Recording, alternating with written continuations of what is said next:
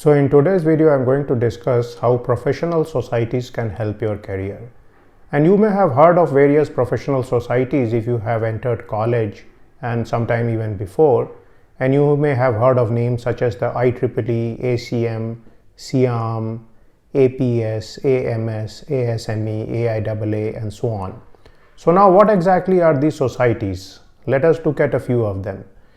So for example, if we take ACM, that is Association of Computing Machinery, that's basically a body of people who are interested in computer science and computer related philosophies and learning. So essentially this society is a body which is typically a non-profit, and you can become a member of this society. And by becoming a member of the society, you get access to various services and a platform which this society provides for you. Now this society does have certain minimum requirements for membership. For example, you may need to be a student in that particular stream, or you may need to be a graduate or something like that. So essentially you need to show a predilection towards a certain field, and maybe you have some background in it, and that may be useful. Sometimes even high school students can become members of such societies if they have taken the STEM disciplines and they have shown some interest in these fields.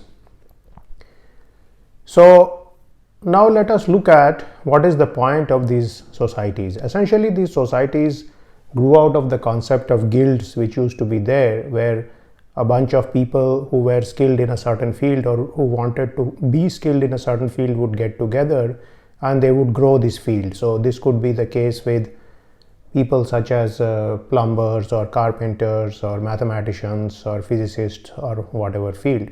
So essentially what these people do is that they lobby on behalf of the field, and they try to grow the field, they try to create standards, as well as they try to improve the quality of life, the living standard, and the well-being of the particular members of that field. So it is like a lobbying organization for these particular people. So let's look at what these professional societies do and how they can be helpful to you to help your career. So one of the things they do is they create standards in the field. So for example, whenever you see a certain standard, for example, a USB standard is being used, or different printer standards are being used, and so on. So these are important so that various companies produce the same type of USB device, because we don't want 10 different USBs. Similarly, people must produce the same type of different devices which work on phones, which work on cellular technology. If you are designing boilers, there should be some standard for designing boilers so that they don't blow up. There are similarly design guidelines and so on. So many of the engineering societies such as IEEE bring out standards as far as the various devices are concerned in the kind of technology which IEEE deals with. So basically like USBs, computing, cell phones, and so on. Similarly, the mechanical engineering bodies will bring out technologies related to pipes, related to boilers, related to automobiles, and so on. And these kind of bodies play a very useful role in developing standards in the field. Now, besides standards, the next important thing these bodies do is they bring out publications. And in the publications, they typically bring out journals, they publish books. Most of them publish a magazine which can be read by normal people. Some of them publish newsletters and so on. For example, there is the IEEE Spectrum magazine, and you can even find it on the web. And these magazines present semi-popular articles which can be read by many people on various aspects of technology. For example, you may find something to do with computer security or machine learning or next generation cellular technology or solar power panels or wind turbines and so on. Similar newsletters are brought out by various different bodies. Now, one more thing the professional societies do is that they create conferences or they organize conferences, and these conferences are held in many places. And if you check out the websites of the professional societies, you will find a list of various conferences and even workshops which are conducted by these bodies. Now, the conferences are conducted to transfer knowledge between the different people in the field. They also bring out proceedings of the papers published in these conferences, And in these conferences, sometimes there are exhibitions of various companies, and also you can look for jobs at these particular conference venues. So this is a very good place to network, and that is one of the facilities the professional societies provide. So if you ever get a chance to go to one of these professional society conferences, it is very useful.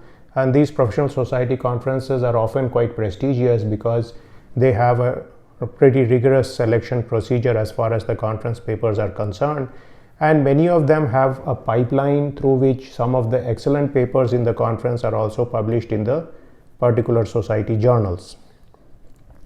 Now, how do you become a member of these societies? Like I mentioned, membership is required, and so membership fees need to be paid. Typically the fees are very low for students, so it may be $20 or $30 or something like that, and fees may be relatively higher for practitioners, so it may be something in the range of $100 and around that. And these fees essentially get you membership of the professional society. They may get you subscription to the magazine which is produced by the society, and they also let you access the contents through their web page in terms of various short courses which the society proffers. Sometimes the society may also give you things such as deals on credit card and also group health coverage. So that is something which is important for people who are doing their own company or business or consultancy or startup, is that if they are not working for a particular corporation or an institution, they can get various financial services, health insurance, etc. through some of these bodies. So these bodies try to take care of the people who are in the particular domain and to help these people survive and flourish. Now, beside the fees these professional bodies get from people or members, they also have a lot of corporate members who pay much more money. So these are typically the top companies in the field, and they also have a vested interest in terms of progress in the field, and they also try to make sure that various members of the company, such as the technical fellows, engineers, and these people go to the company and give various plenary talks, keynote talks, and are also present as session chairman and so on. So this again is a very good venue in which you can talk to the different people, you can meet them, and you can also request them for possible reference letters as well as jobs in the future. Now, one more thing the professional societies do is they give a lot of prizes, and these prizes are typically given to encourage the people in the field to work, to also give you what is known as peer recognition. So one of the things which motivates more scholars is peer recognition, and peer recognition in the form of prizes for young scientists. There is something known as fellow grade for all these societies. So when you start in most of these societies, you are a regular member. If you are there in the society for a long time and you have made some contributions, you can become a senior member. If you have made enormous contributions in the field, you can become a fellow of the particular society. So this fellow of a society such as the IEEE or APS or whatever will give people a huge degree of satisfaction that they have not only contributed to the field, but they have made very significant contribution to the field and have probably left their mark on that particular field. So this is one of the way to reward the engineers and scientists as far as their life is concerned. Now, some of these prizes are pretty large and valuable, so there are some lifetime contribution prizes which are quite large, and so many people covet these prizes and they put in a lot of work and decades of research and development work to essentially get these prizes. Now, they may not start out with the aim of getting these prizes, but the way these prizes are structured is that there are prizes which you can covet when you are relatively young, and once you get these prizes, your desire grows and you covet more prizes, and in the end you get a lot of prizes and fellowship. And so at the end of your career, if you have become a fellow of many societies, you can become a jolly good fellow and then retire in peace. So again, these were some concepts I had today in terms of professional societies and how they can help your career. So whatever field you are in, you can look around, search in the web as to what are the key professional societies in the field. You can also see where the different faculty publish their papers and find out what are the professional societies which are the big societies in your field, and maybe choose one of these societies to start with, which is the best society suitable for you and whose membership rates are commensurate with your financial situation, and then you can continue on this path and grow in the society as your career grows. So again, I hope this video was useful to you, and please stay tuned to my channel for more videos on such topics. Thank you very much.